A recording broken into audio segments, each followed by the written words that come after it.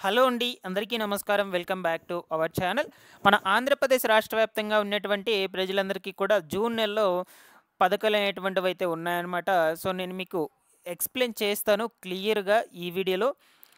ఏ తేదీన ఏ పథకం అనేటువంటిదైతే విడుదల చేయబోతున్నారు, ఆ పథకాల ద్వారా లబ్ధిదారులు ఎంతెంతైతే లబ్ధి చేకూరుతారో, ఓకేనా? వాటికి ఎవరెవరు అర్హులైతే అవుతారు. సో, ఈ వివరాల గురించి క్లియర్‌గా అయితే ఎక్స్‌ప్లెయిన్ చేసేస్తాను. సో, మీరందరూ కూడా ముఖ్యంగా వీడియోని ఎండ్ వరకు చూసి ఈ వీడియోకి ఒక చిన్న లైక్ చేయడం అయితే మర్చిపోవద్దు. అలాగే ఫస్ట్ టైం ఎవరైతే ఛానల్‌ని విజిట్ చేయడానికి వచ్చారో ప్రతి ఒక్కరు కూడా ఛానల్‌ని సబ్స్క్రైబ్ చేసుకునేసి, పక్కనే ఉన్నటువంటి బెల్ ఐకాన్‌ని క్లిక్ చేసి ఆన్‌లో అయితే పెట్టుకునేసేయండి. టెలిగ్రామ్ గ్రూప్‌ని కూడా ఒకసారి వెళ్లి విజిట్ చేయండి. మీకు యూజ్ అయ్యే కంటెంట్ అప్డేట్ అయితే చేస్తూ ఉంటాను. ఇక లేట్ చేయకుండా వివరాల్లోకైతే వచ్చేద్దాము. సో, మనకు ఆంధ్రప్రదేశ్ రాష్ట్ర ప్రజలకు జూన్ నెలలో మనకు ఇంచుమించుగా 4 పథకాల వరకు ఉన్నాయన్నమాట. ఆ పథకాల గురించైతే వన్ బై వన్ ఎక్స్‌ప్లెయిన్ చేస్తాను. 1 తారీఖు నుంచి మనకు 30 తారీఖు లోపల విడుదల కాబోయేటువంటి పథకాల గురించి. సో, ఇక మొట్టమొదటిగా చూసుకున్నట్లయితే నెల మొదటి తారీఖున వస్తుందంటే మాక్సిమం కూడా పెన్షన్‌ల కోసమైతే ఎదురు చూస్తూ ఉంటారనమాట. అయితే ఈ పెన్షన్‌లు ప్రభుత్వం తీసుకొచ్చినటువంటి రూల్స్ ప్రకారము ప్రతి నెల కూడా 1 తారీఖునైతే పంపిణీ చేయాలి. బట్ ఈసారి మనకు 1 తారీఖున వచ్చేసి సెలవు దినమైతే రాబోతుందనమాట. అంటే జూన్ 1 తారీఖున. ఇక ఆ రోజు గ్రామవార్డు సచివాలయం అధికారులకు హాలిడే కాబట్టి ఆ రోజైతే పంపిణీ చేయరు మీకు.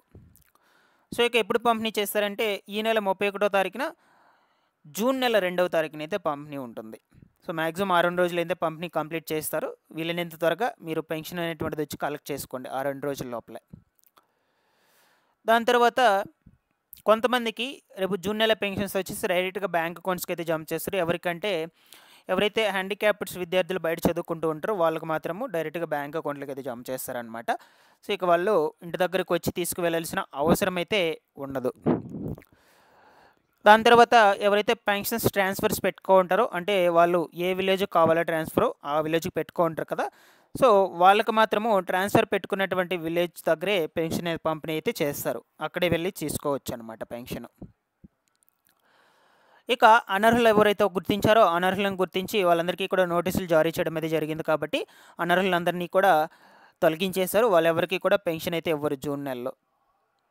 సో, ఈ విధంగా మీకు పెన్షన్ పంపిణీ వచ్చేసి ఒకటో తారీఖునైతే ఉండదండి. 31 తారీఖున, 2వ తారీఖునైతే చేస్తారనమాట. ఇక నెక్స్ట్ వచ్చేసి మనకు మొదటి వారంలో ఫ్రీ రేషన్ పంపిణీ అయితే ఉంటుందన్నమాట. ఈ రేషన్ వచ్చేసి ఈసారి ఎన్‌డీయూ వాహనాల ద్వారా అయితే పంపిణీ చేయరనమాట ఇంక నుంచి.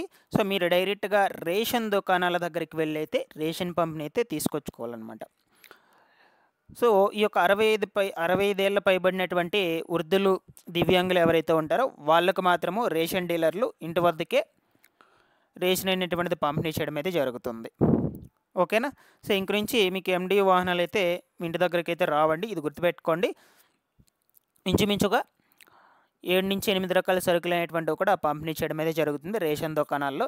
సో, ఇప్పటివరకు మీకు పాత రేషన్ కార్డే ఉంది కాబట్టి ఆ పాత రేషన్ కార్డే తీసుకువెళ్ళి మీరు రేషన్ అనేటువంటిది తెచ్చుకోండి. ఎందుకంటే ఇంకా కొత్త రేషన్ కార్డ్స్ అయితే మంజూరు చేయలేదు కాబట్టి ఆంధ్రప్రదేశ్ రాష్ట్రంలో. సో, ఇప్పటివరకు పాత రేషన్ కార్డ్స్ కలిగి ఉన్నారు కాబట్టి వాటిని తీసుకువెళ్ళి రేషన్ అయితే తెచ్చుకోవాలి మీరు రేషన్ దుకాణాల దగ్గరికి వెళ్ళి. సో, మీకు ఎన్‌డీయూ వాహనాలు అయితే ఇంక రావు. ఓకేనా? సో, ఇదొచ్చేసి ఇంకొక పథకం అనమాట. నెక్స్ట్ చూద్దాం మనము ఇంకా ఏమేమి ఉన్నాయో. సో, ఇక నెక్స్ట్ మంత్ వచ్చేసి మనకు జూన్ నెల 12వ తారీఖున తల్లికి వందనం పథకము, అన్నదాత సుఖీభవ పథకము, అదేవిధంగా కొత్త పెన్షన్ల మంజూరు మహిళలకు సంబంధించి. సో, మనకు ఈ 3 పథకాలు అనేటువంటివి అయితే ఉన్నాయన్నమాట. మొట్టమొదటిగా తల్లికి వందనం గురించి అయితే డిస్కస్ చేసుకుందాము. ఈ తల్లికి వందనం పథకం కింద ప్రతి ఏటా కూడా 15,000 అయితే ఇస్తామని చెప్పున్నారు. ఇంట్లో ఎంతమంది విద్యార్థులు చదువుకుంటూ ఉంటే అంతమంది విద్యార్థులకు. సో, ఆల్రెడీ మనకు డేట్ కూడా అనౌన్స్ చేయడం అయితే జరిగింది. బట్ వీటికి సంబంధించిన కొత్త మార్గదర్శకాలు ఏమన్నా తీసుకువస్తారా అనే విషయం గురించి అయితే ఇంకా ఏమి అప్డేట్ కూడా లేదండి. ఓకేనా? అదేవిధంగా విడతల వారీగా ఏమన్నా జమ చేస్తారా అనే దాని మీద కూడా ఇంకా అప్డేట్ అయితే ఏం రాలేదు ప్రభుత్వం నుంచి. బట్ డేట్ అయితే ఫిక్స్ చేసున్నారు నెక్స్ట్ మంత్ 12వ తారీఖునని. ఇంకా ఇవేమీ కూడా తీసుకురాలేదు. సో, ముందు రోజుల్లో ఏమైనా మార్పులు, చేర్పులు చేసినా సరే నేను మీకు ఎప్పటికప్పుడైతే అప్డేట్ చేస్తూ ఉంటాను. కొత్త మార్గదర్శకాలు తీసుకొచ్చినా సరే. ఓకేనా? సో, ఇక నెక్స్ట్ పథకం వచ్చేసి అన్నదాత సుఖీభవ పథకం అండి. ఈ అన్నదాత సుఖీభవ పథకము, పీఎం కిసాన్ 2 పథకాల ద్వారా వచ్చేటువంటి నిధులనైతే మొదటి విడత నిధులను రేపు నెల 12వ తారీఖునైతే రైతుల అకౌంట్‌లోకి విడుదల చేయబోతున్నారనమాట.